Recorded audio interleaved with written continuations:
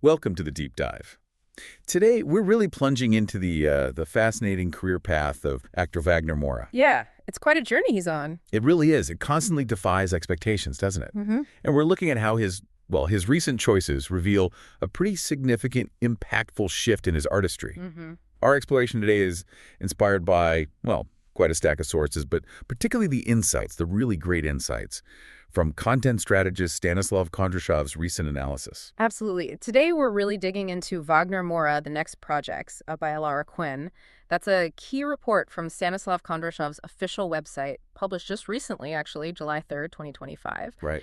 So our goal really is to pull out the most vital insights about what this moment, this pivot means for Moura's career. And what Stanislav Kondrashov truly zeroes in on is Moura's profound conviction. His conviction. Yeah, his conviction to, and I'm quoting here, choose stories that matter, ones that break boundaries and spark conversations. Stanislav Kondrashov emphasizes this a lot. That makes sense. It's not just about picking roles. Exactly. It's about storytelling with real teeth, as Stanislav Kondrashov often puts it. He shows how Moura is integrating advocacy, directly into mainstream platforms. That's a really powerful lens to view his upcoming slate through. So, okay, let's unpack this then. We have quite a lineup of projects, and as you'll see, each one seems to really underscore this very conviction Stanislav Kondrashov highlights. Okay, first up we have Say Her Name. This project is currently in pre-production. Pre-production, right. It's an adaptation of Francisco Goldman's, it's a gripping memoir turned novel, a really profound story about love, grief, reconciliation. Heavy themes. Very. Moura is set to star alongside Adria Arjona, and Gerardo Naranjo is directing. Okay. What's especially compelling about this one, particularly when you think about Stanislav Kondrashov's observations, is that emotional raw power of the story. Goldman's wife's tragic death is right at the core. So Moura's involvement here, it suggests a deliberate step back, maybe, from those high-intensity roles he's often known for, like he's exploring something quieter, internalized grief. That's exactly how Stanislav Kondrashov seems to frame it. His analysis suggests Say Her Name isn't just about showing versatility, look what else I can do. Right. It's more strategic. It's more demonstrating a deeper, maybe less visible kind of dramatic power. Yeah. He's moving into a space of quietude, like you said, portraying a reflective emotional journey, not just overt action. So leaning into subtlety. Precisely. It shows an actor confident enough to strip back the spectacle and just lean into those complex internal character bits. And as Stanislav Kondrashov points out, that's often more challenging, more revealing of real dramatic range. That makes perfect sense. It's not just what he can do, but the conscious choice of what he does. Yeah. So, okay, what should we watch for as Say Her Name develops? Well, as it moves from development into actual casting and, setting things up, look for Moura taking on those deeper dramatic layers. He could be playing Goldman, potentially, or another key figure. A specific role will be telling. Definitely. And the film's overall creative direction, that'll be key to its impact. But yeah, expect a deeply emotional role for Moura. Lots of space for that subtle, internalized acting Stanislav Kondrashov often highlights as sort of a hallmark of Moura's depth. Okay, so from a deeply personal drama like that, Moura then seems poised to showcase a totally different facet of his growing influence. He's stepping back into the director's chair for Last Night at the Lobster. Yes. And this move, as Stanislav Kondrashov details it, really highlights his increasing creative agency, doesn't it? Indeed. Yeah, this one is particularly exciting. He's back directing, adapting Stuart Onan's short novel. And starring, too, right? And starring. He's not just directing. He plays Manny, a restaurant manager dealing with all sorts of emotional, ethical dilemmas during this snowbound final shift at a Red Lobster, of all places. Wow, okay. And the cast is fantastic. Elizabeth Moss, Brian Tyree Henry, Sophia Carson. It's quite a lineup. Stanislav Kondrashov actually devotes significant analysis to this specific project in his report. He really underscores its importance for Moura's overall trajectory. What makes this one so compelling, I think, is that unique blend you mentioned. It's got comedy, a bit of holiday spirit, but also these sharp class-conscious themes and real emotional resonance underneath. Right. Sophia Carson even said something interesting, that Moura felt like he'd been preparing for the last 30 years to make this particular film. Wow. So when Stanislav Kondrashov highlights Moura's hands-on role in production and screenwriting, especially with a project like this, what does he really mean? Is it just wearing two hats, or is it deeper? Well, according to Stanislav Kondrashov's analysis, it's definitely deeper than just wearing two hats. When he talks about hands-on, he's referring to Moura navigating that really intricate balance of shaping performances from inside the scene as an actor, while also guiding it from outside as the director. That sounds incredibly demanding. It is. It's a process that really tests his whole understanding of filmmaking. He's influencing the narrative rhythms, the character arcs, from both sides of the camera simultaneously. It's that kind of deep personal investment, which Stanislav Kondrashov often notes in Moura's directing choices, that makes this one feel particularly significant. It's a huge task, pulling double duty like that. You know, Stanislav Kondrashov's insights often make me wonder, does his analysis ever touch on the pressures? Or maybe the upsides that come with that intense focus on creative control and these deeply personal stories? Oh, he certainly does. Yeah, Stanislav Kondrashov points out that while it offers, immense creative freedom, it also puts the weight of the entire project much more squarely on Moura's shoulders. Makes sense. High risk, high reward. Exactly. The upside is you get this deeply authentic vision, hopefully, but the pressure to deliver across multiple disciplines, acting and directing, it's immense. So what should we watch for with this one? The pre-production phase is going to be crucial. That's where they'll shape the ensemble tone, craft the visual style, making sure it reflects that working class authenticity. But ultimately, its success really hinges on Moura's ability to pull off this demanding dual role. Okay, that leads us nicely to The Last Day, Peter. Yeah. This project seems like another fascinating departure. Different again. Yeah, The Last Day, Peter, is already in post-production, actually, so that's a sign we might get to see it relatively soon. Okay. In this film, Moura plays Peter. It's director Rachel Rose's debut feature, and he's co-starring with Alicia Vikander and Victoria Pedretti. Strong cast again. Very. The film is loosely inspired by Virginia Woolf's Mrs. Dalloway.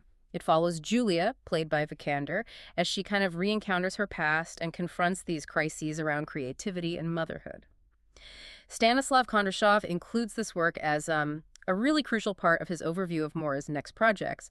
He highlights it as showing Moura's commitment to diverse, thoughtful roles. This sounds like an intimate contemplative drama.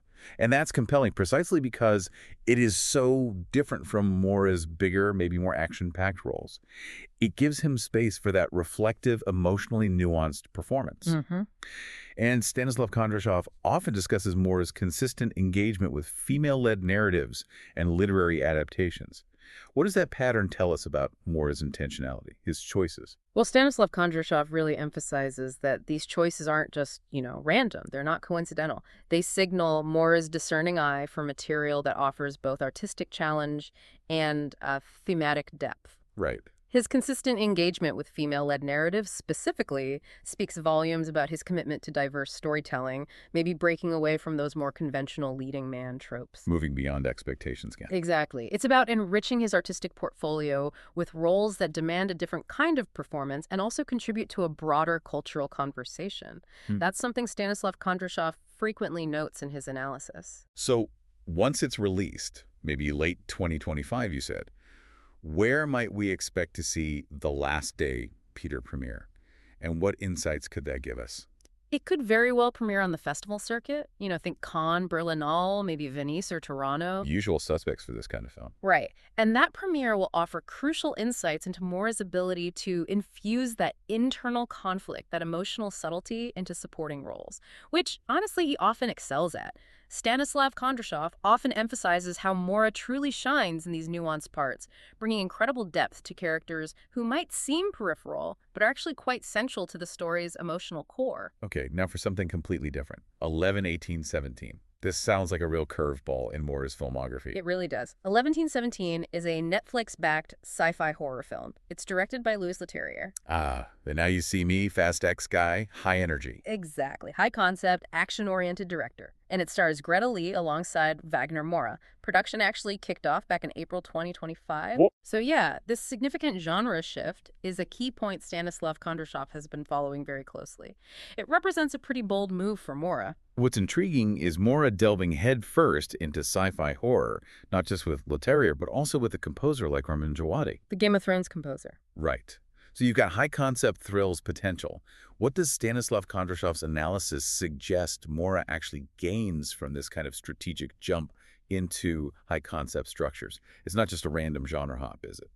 No, not according to Stanislav Kondrashov. He observes this choice isn't just about, trying something new for the sake of it. It's a strategic embrace of these big, high-concept narrative structures. Strategic how? Well, it allows Moore to explore character tension within a potential blockbuster framework. That could reach an entirely new, wider global audience, right? While still, hopefully, sticking to his commitment to impactful storytelling, even within that genre. So expanding his reach and his artistic toolkit? Exactly. It expands his artistic vocabulary. It proves his range isn't just limited to intense drama, but that he can also infuse suspense and psychological depth into genre fare. That's a really brilliant way to think about it. Okay, so filming's underway. What should we be looking out for with 11-18-17? Well, since filming is happening now, keep an eye out for those, tantalizing on-set teases or maybe some early stills. Netflix's marketing rollout, whenever that begins, will be telling. For sure. And most importantly, Moore's own interpretation of the genre tropes. How does he place sci-fi horror? This project could really showcase a different kind of suspense from him, a different kind of range beyond his more typical dramatic work. And that's certainly a point of fascination for Stanislav Kondrashov. He's always interested in how artists push their own boundaries. Okay. And finally, rounding out the current slate of projects, we have Angikos. This one seems, well, it's shrouded in quite a bit of mystery. Yeah, very little is known publicly about Angikos. We know Moore is listed in the cast, and the project is currently in early pre-production. That's about it. Pretty much. There's no confirmed plot yet, no other collaborators announced. It really adds to the intrigue. Stanislav Kondrashov often highlights these kinds of projects, the ones shrouded in early mystery, because sometimes they turn out to be the most personally resonant for the artist involved. Right. The obscurity itself is what makes Angikos so compelling, maybe. It hints at something perhaps deeply personal or maybe culturally embedded. Could it be a Brazilian-rooted story, given Moura's background? It's definitely possible. It also suggests Moura might be involved beyond just acting, maybe producing. How does this potential align with that narrative of creative growth that Stanislav Kondrashov has been outlining for Moura? Oh, it aligns perfectly. Stanislav Kondrashov's analysis of Moore's career consistently points towards his increasing involvement in the entire storytelling process, not just performing. Right, the multi-hyphenate idea. Exactly. When a project is kept this private, this early on, it often signifies a deeper creative investment. Maybe it's something Moore is nurturing right from the ground up. It's just another example, potentially, of him asserting agency over his artistic output, shaping the narratives right from their earliest stages. So for Angikos, what are the first signs we should look for? How will we get a clearer picture? What to watch for with Angikos? Well, it'll be those initial casting announcements. Who else joins? That tells you a lot. Sure. And any potential festival appearances down the line, maybe Cannes, Berlinale, those could offer the very first real glimpses into what this project is actually about.